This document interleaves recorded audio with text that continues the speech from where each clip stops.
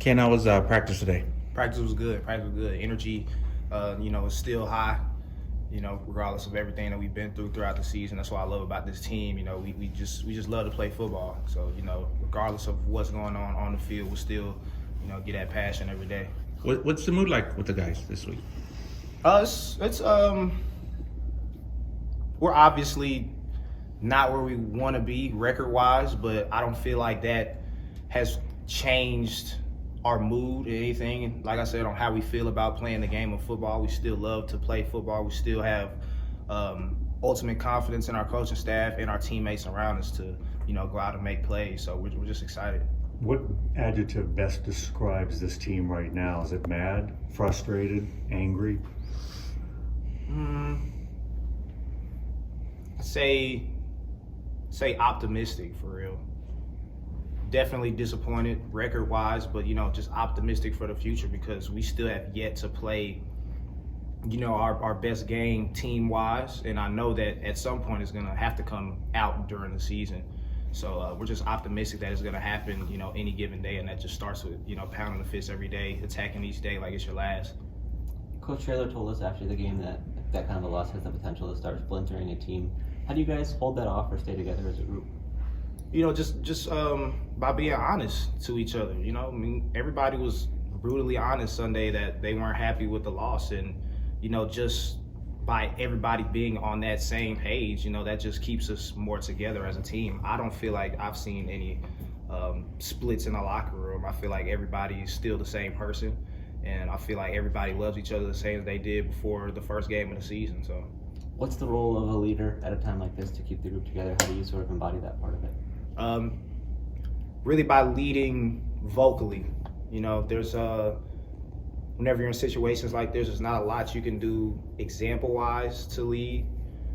You just have to lead by your verbal nature. Just by encouraging everybody to stay confident and just stay into the game, give that passion.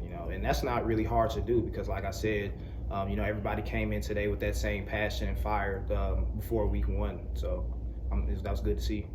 I believe this week is mental toughness for the group. What is the message about that, and how is that important right now?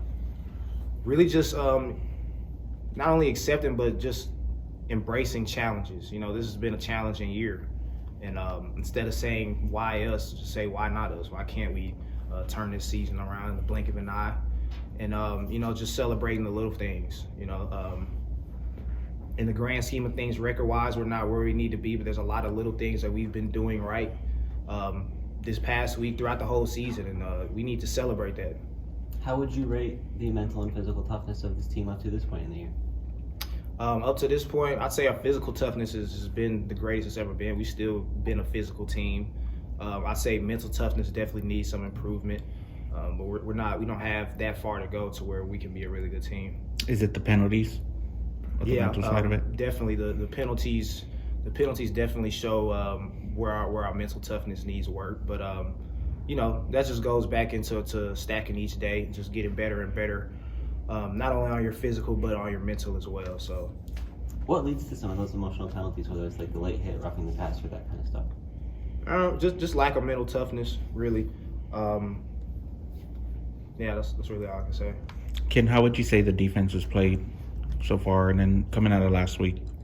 I'd say about 90% of the time we played almost perfect, and then that other 10%, we'll have the mental lapses, or we'll have penalties and things like that, and sometimes that can hurt you really bad. And a lot of the times where we've had those lapses, somebody's caught on to it, and it's hurt us pretty bad. So just working on eliminating that, and we'll be fine as a defense. When you watch the film from Saturday, would you go back and kind of relive any of that last drive? I mean, Zay was right there. The guy made an awesome catch. Yeah, it's just crazy because, looking at the film, I'm not really paying attention to when a ref throws a flag or anything like that, or when penalties are made. So whenever I'm just looking at how the game played out physically, like, it does not look like that we lost. It does not look like that we played bad as a defense. So that just goes to show how big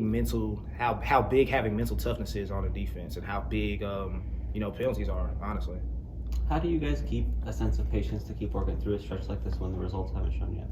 Just trusting the process, man. I mean, everybody knows that football is not an easy game. It's definitely not easy to win at this level of football. You know, everybody has some type of trick up their sleeve, especially with just honestly with a team like ours that's had some sort of success for the past 3 years. You know, everybody's out calling your number. So, you know, just yeah, that's about it. What do you have to look for against FAU? That offense looks sneaky good a little bit. Yeah. They're definitely a good offense. They're kind of in the same position as us where their record doesn't show how talented they are. They have a great quarterback, great running back, and a great receiver. Great defense as well. So I'm interested to see that matchup. All right, Ken. Appreciate you. Thanks. Thank you.